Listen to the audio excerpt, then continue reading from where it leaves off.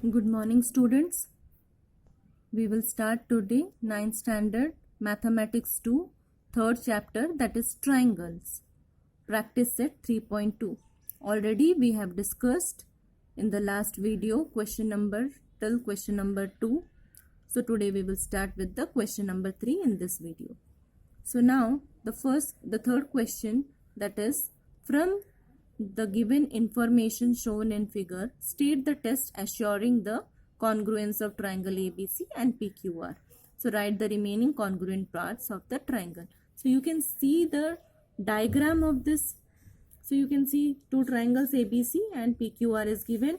The equivalent, the congruent parts are given. These two are congruent parts, these two are congruent parts, and one 90-degree angle. That means these two triangles are right angle triangle. It is given. So from the given information, what we can start? That is, in triangle ABC and PQR,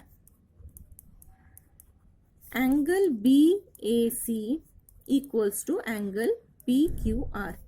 What is? It is given already, that is 90 degree. Angle BAC and angle Q, that is 90 degree. So we will write given in the bracket. That is the reason.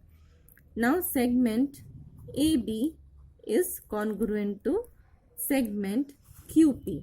It is given already, segment AB is congruent to QP. So that is also given. We will write it.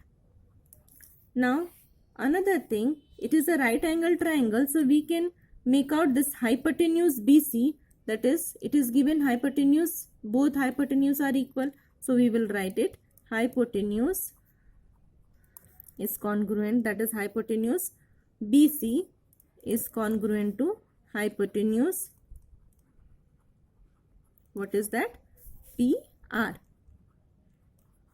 So it is also given. So from which congruence of triangle these two triangles are congruent? Therefore triangle ABC is congruent to triangle PQR by hypotenuse side test.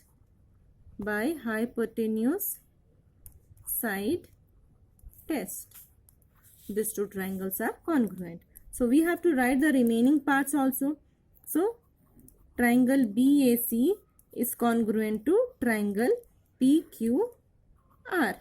Therefore that is, segment AC is congruent to segment QR. Why? Because of CSCT, corresponding sides of congruent triangles.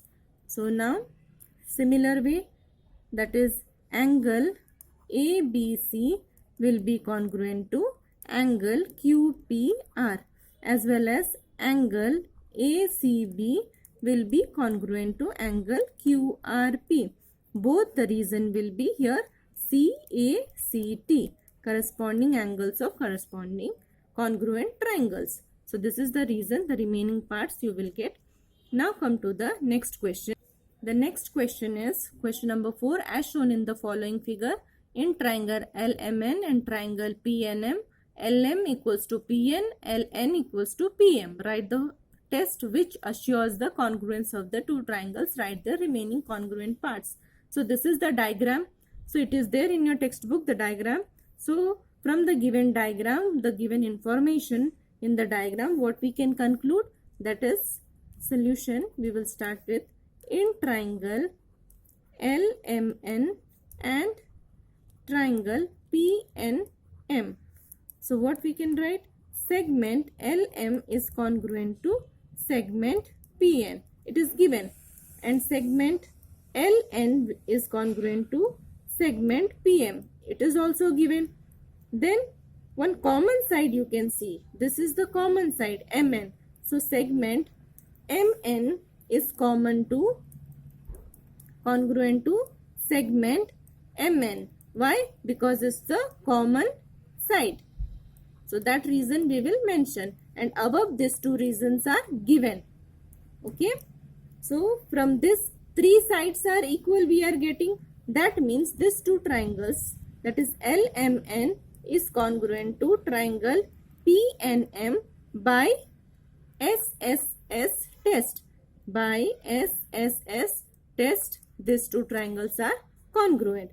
So remaining parts we will write if these two triangles are congruent. So remaining parts we will write now. So remaining parts are of this. So remaining congruent parts, what are these?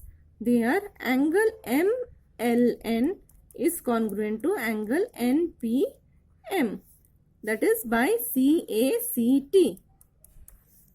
Similar way for the other angle, other three angles also write LMN is congruent to angle PNM. Similar way for the third remaining angle, that is LNM is congruent to angle PMN. So all are the same reason only. So you will write the CACT. Then the next question is, in figure segment AB is congruent to segment CB. AB is congruent to CB and AD is congruent to DC. So prove that triangle ABD is congruent to triangle CBD. So here you can see that these two sides are given congruent and this is BD is the common side. So from by SSS means three sides are equal. So by SSS test these two triangles will be congruent. So let us write. So in solution you will mention in triangle ABD and in triangle CBD. So what are the things it is there? Segment AB is congruent to segment CB. Why? Because it is given in the question itself. Now segment AD is congruent to segment, this is also given CD. Then segment BD is congruent to segment BD. Why? Because it's a common side. What it is? It's a common side.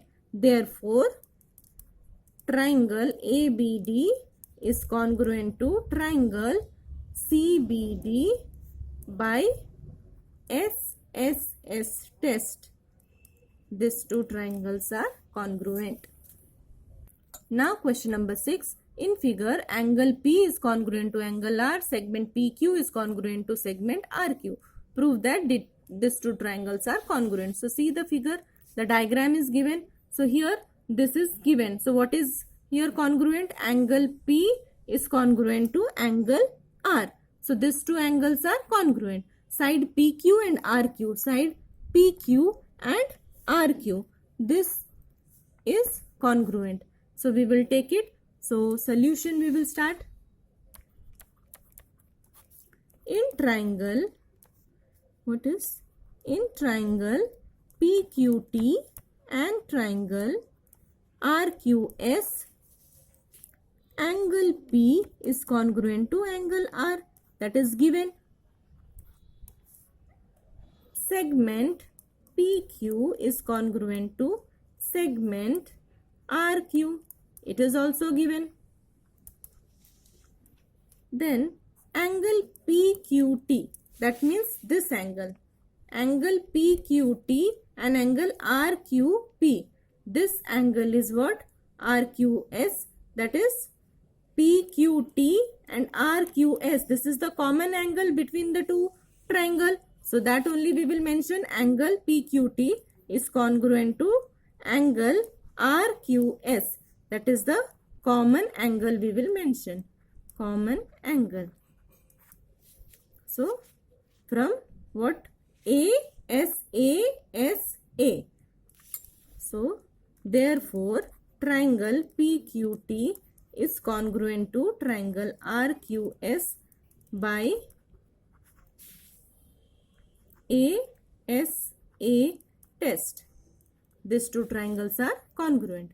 Hope you must have understood till here.